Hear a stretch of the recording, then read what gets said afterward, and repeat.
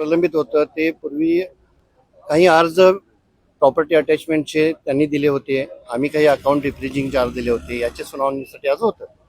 आज त्यावरती सुनावणी झालेली आहे. सरकारी पक्षातर्फे युक्तिवाद केला गेला आणि बचाव पक्षातर्फे युक्तिवाद सगळ्या अर्जांवरती आज पूर्ण झालेला आहे. आता त्याच्यावरती आदेशासाठी पुढील तारीख दिलेली आहे. डिस्चार्ज अर्जासंदर्भात काही आज निर्णय झालाय का? त्या संदर्भात काय नाही, आज डिस्चार्ज अर्जासंदर्भात काही निर्णय नाही. त्यावरती यापूर्वीच युक्तिवाद दोन्ही पक्षांचा पूर्ण झालेला आहे. आता हे सगळे अर्ज जे आहेत ते आदेशाकरता पुढील तारीख दिलेली आहे. आपण प्रॉपर्टी जप्त करता येऊ शकत नाही असं युक्तिवाद केला. नेमका काय युक्तिवाद होता? आमचं म्हणणं आहे की ह्या प्रॉपर्टीचा आणि गुन्ह्याचा कुठलाही संबंध नाही. या प्रॉपर्टीज आहेत, या प्रॉपर्टीज कंपनी वगैरे या इतर लोकांनी जॉईंट प्रॉपर्टीज आहेत आणि त्या गुन्ह्यामधून मिळवलेल्या नाही आहेत. त्यामुळे त्याचा आणि या गुन्ह्याचा कुठला संबंध नाही. त्यामुळे त्या प्रॉपर्टी अटॅच करता येणार नाहीत असं आमचं म्हणणं.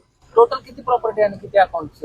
नाही, असं सांगू शकत नाही, पण काही अकाउंट्स आहेत, काही मुव्हेबल प्रॉपर्टी आहेत, काही अनमुव्हेबल प्रॉपर्टी आहेत, पण त्याचा गुन्ह्याशी काही संबंध नाही असं आमचं म्हणणं. सर, कराड यांना नाशिकच्या कारागृहात हलवण्याची एक शक्यता वर्तवली जाते, काय नेमकं सत्य आहे? नाही, त्याबद्दल आमच्या तरी ऐकिवात काही नाही आणि ते